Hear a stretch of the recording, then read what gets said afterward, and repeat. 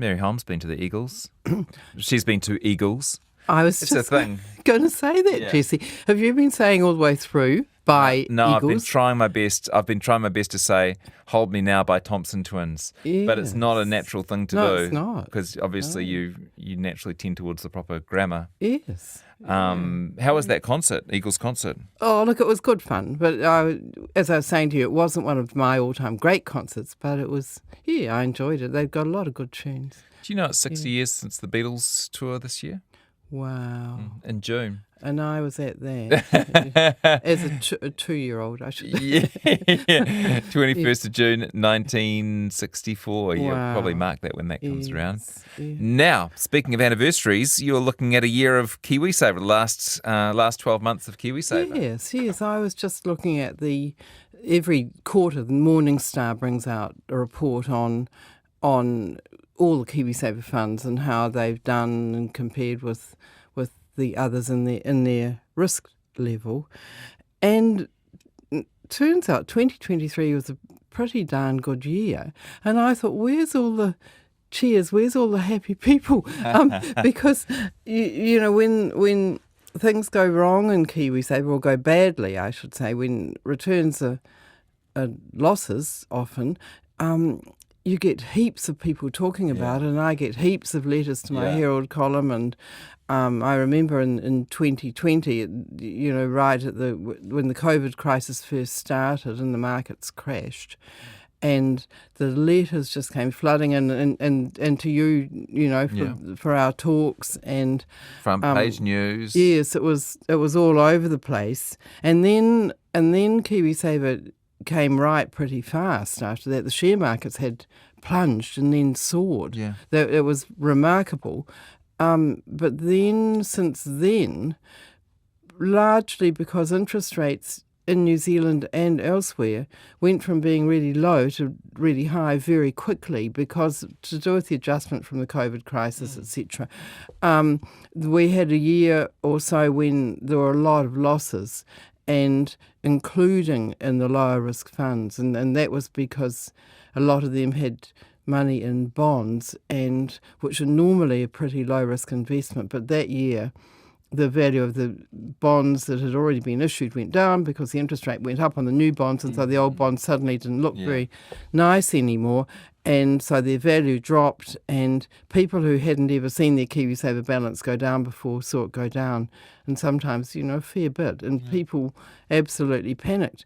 But I should say interest rates went up so fast. I was reading an article the other day that even the inflation-proof bonds failed to hedge against inflation. Did they? Yeah. I haven't followed that. No, it's quite complicated. I wouldn't say I followed the article particularly well, but that was the gist of it. Was anyway. it? Yes. No, that's interesting. Yeah, it was. So look, the last few years have been a real roller coaster in KiwiSaver, but it turns out 2023 was a really good year, and you don't get people saying, gosh, I'm happy about how well my KiwiSaver funds. I sort of feel you bunch of ingrates, come on, be positive for change. I feel the same as you. I ran into the fruit and veg guy last week, and I said, how's the fruit and veg prices? And he said, they're down 25% year on year. And so I got him on the show this week to interview him, because we do so many interviews when the prices of food is going up. We should cover when they go down Absolutely, as well. Yes, quite. And fruits and veg are particularly tricky, because when the prices go up, people say there's a good reason for poorer people not to eat well. So when the fruit and veg go down, hopefully everyone can then afford to buy those foods. Okay, so we're going to cover this great 12 months of KiwiSaver today anyway. Yes.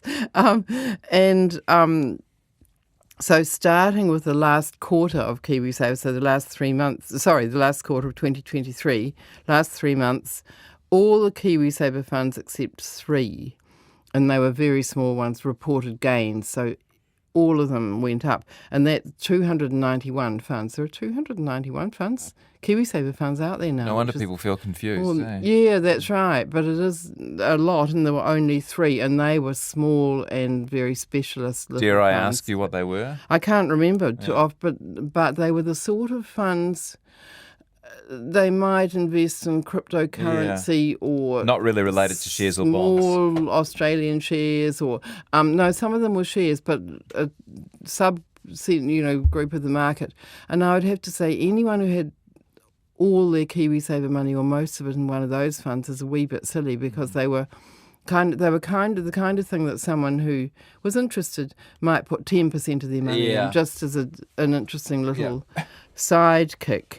So I doubt if very many people's total KiwiSaver accounts went down at all in that last quarter. And in the whole year it was much the same. Only 5 out of 291 went down. And once again, they were very small, minor funds. All the big ones gained. And what's more, they didn't just gain, they gained really big amounts in 2023. So when you look at the average returns of the different risk levels, conservative funds, which are the lowest risk, lowest volatility funds, they had an 8% return, which is awfully high. Amazing. Yeah, it is. It's really high for, and that's after fees as well. Yeah. Really high for a conservative fund. Normally they're more like 2 or 3. Can I say too that I reckon it was about a yes. year ago that you were getting letters from people saying, hey, look, term deposits are 6% or 5%, and my conservative funds only paid me out 3 or 4%. Yes. Should I put my money into a term deposit? Good point, Jesse. And you pointed out that actually they were talking about KiwiSaver for the previous 12 months, and term deposits were for the coming 12 months. Yes. And haven't you been proved right? As it happens, those who stayed put made 8% in those very low-risk funds, which is more than you're going to get in term deposits. But it wasn't certain in the way that... Absolutely not. Yeah. No, quite. In fact, it could have been another lousy year. It's just that in the long haul, you're probably going to do better in the conservative funds. Only probably, compared with term deposits that, they're probably about neck and neck over time. But and then when you look at moderate funds last year, the next risk level up, they are 9%. Balanced were 12, growth were 13, and aggressive were 15% returns in 2023. 15% is very impressive. Yeah. How many does 15 go into 72, Jesse? Just under 5. 5, very good. I know you're good at arithmetic. So that means in 5 years... 4.6. You're probably right. In 4.6 years, your money would be doubling. Gosh. Yeah, it's terrific growth. Normally, over 10 years, for example, when you look at the average over 10 years, it ranges from 4 for the low-risk ones to 8 for the high. So that's a more typical thing. But last year, it ranged from 8 to 15. So, they were really, really good high returns going on there. Sorry, it was 4.8 for people playing at home. I apologise. I tried to do it too quickly to impress Mary. I am. Jesse, you're very good at arithmetic. You're brilliant. Looking longer term over 3 years, there were quite a few losses, I have to say. When you looked at 3-year returns on KiwiSaver, there were quite a few losses because that included these years during the COVID crisis, etc., and the recovery from it. So there was some bad stuff happening for quite a few, but there were many more gains than losses. And when you looked across the funds, and over 5 years, there was only one fund that hadn't reported any losses over 5 years. Gosh. So, and over 10 years, no funds reported losses, not even these funny little ones that I was saying can be very up and down. So it was an awfully good last year for KiwiSaver, everybody. So feel good about it and feel a bit unhappy if you were on a holiday or you haven't bothered to join because you missed out on some good stuff. So those who took saving suspensions, I should say they're not called holidays anymore, and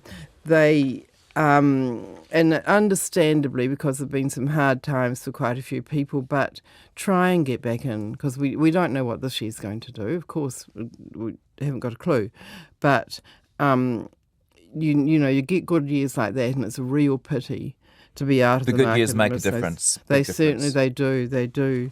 So the sort of three messages from all that, I think, are that we notice the bad years better than the good ones. So come on, everybody, be a bit more positive about that. Higher risk funds gave higher returns. Once again, they nearly always do, not on necessarily over the short term, but over the long term, they pretty much always do. But last year, that worked over the short term as well. And the final kind of message from it all is to just stick with it. Don't go on saving suspensions if you can possibly help it. Keep plugging away. Even if you can't afford, if you're an employee and you can't afford 3%, and you go on a saving suspension, still put in $5 a week or $10 a week or something like that, because it still all adds up, and you never know when you're going to be missing out on really good returns. So, Okay. yeah. Thank you. Good note. And you've got a couple of other notes on KiwiSaver's. Yeah, a couple of other points to do with KiwiSaver. Some recent research by Henry and Colonel looked at sole traders in New Zealand, and I was surprised to learn that they make up 20% of the workforce. So we're talking people who are self-employed, don't employ anybody else. I'm a sole trader. You might be too. I'm not sure what you're, but anyway, Who knows? a lot of us are. They found in some recent research that 50% of sole traders didn't contribute to KiwiSaver in 2022 to 23, half of them, in other words. And once again, it's probably understandable because the economy was going all over the place in the last 2 or 3 years, and people were probably worried. But you don't have to put much in to make a difference. There's also, and 38% in this research had never contributed. So they've either never even joined, or if they've joined, they're not putting any money in. And I'd say to the self-employed, hey, please do. The reasons they gave were they didn't have enough spare income to make it worthwhile, or they wanted access to their savings earlier than you get with KiwiSaver. And both of those, as I say, are understandable. But the thing is, with self-employed people or people who are out of the workforce at the moment, first of all, you can contribute any amount at all. It could be $5 a week. Don't need to tie it to your salary. Doesn't need to be regular. No, it doesn't have to. The best way to do it is, though, to contribute regularly, to set up an amount going into your KiwiSaver, say weekly or monthly. That works. That's better in a whole lot of ways. It's easier, but you also buy more when they're cheaper, etc. But the best thing to try and do is put $20 a week in, or $87 a month, and that gets you the maximum from the government. From 18 to 65, you're getting this extra money coming in from the government that multiplies the money you put in by 1.5, and that's powerful. So just a couple of examples. If you were putting in $20 a week for 20 years, and let's say you were putting it in a higher risk fund, you might earn, say, 7% on it. After 20 years, you would otherwise have ended up with $44,000, but in KiwiSaver you'll end up with $66,000 because you've got the government money coming in. So a huge, huge difference. And over 40 years, at 7%, you otherwise would have got $150,000. You've got $320,000. It's a huge boost, and that doesn't look quite right. Is that right? 150 plus half of 150. Jesse, I need 225. 225.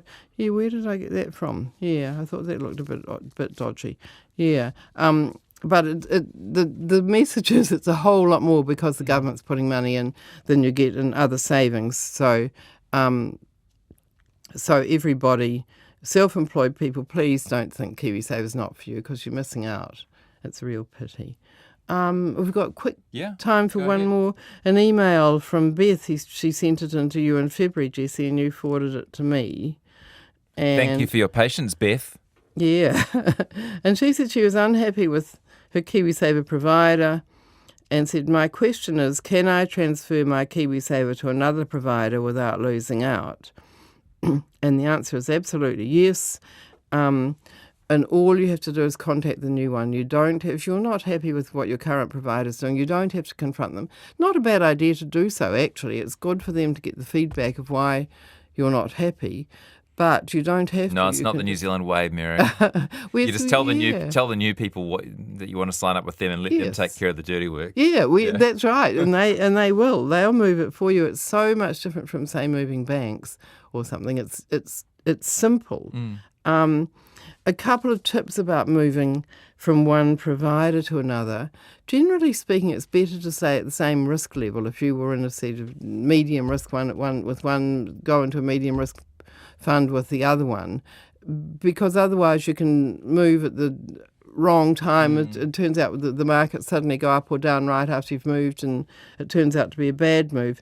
It gets a bit more complicated, the advice then as well, doesn't it? Yes. Yeah, I would stick at the same risk level. But then if you're thinking, look, while I'm at it, I think I'm going to increase my risk or decrease it, do that in a couple of steps. Once you've got into the new provider, you can do it. But I suggest anybody changing risk, move, say, a third of your money now and a third in a month and a third in 2 months or something like that. Spread it out a little bit, because otherwise you can end up really regretting it. If you move out of a high-risk fund and right after that the market soar, you're going to be really annoyed. And if you're moving into a higher risk one and right after that the markets plummet, you're going to be really unhappy about it. If you spread your money out over, not for too long, but just over 2 or 3 or 4 months, that can reduce the sort of regret if you happen to just get it a little bit wrong. One other, just a footnote, the provider Beth was thinking of moving into is actually a high fee one. And I would suggest she thinks hard about whether she really wants to move into a provider that charges high fees, because there's a lot of really good ones that charge low fees. Yeah, and even if she thinks that she's going to get a higher return, which she probably wouldn't be able to work out anyway. No. Because you can't really predict that. You can't, no. It would get eaten away by higher fees. That's right, yes. Thanks, Mary, and thanks, Beth. That's Mary Holm. If you came in late for that one, you can listen to my conversation with Mary today and previous conversations on our website, rnz.co.nz. Just head to the podcasts page.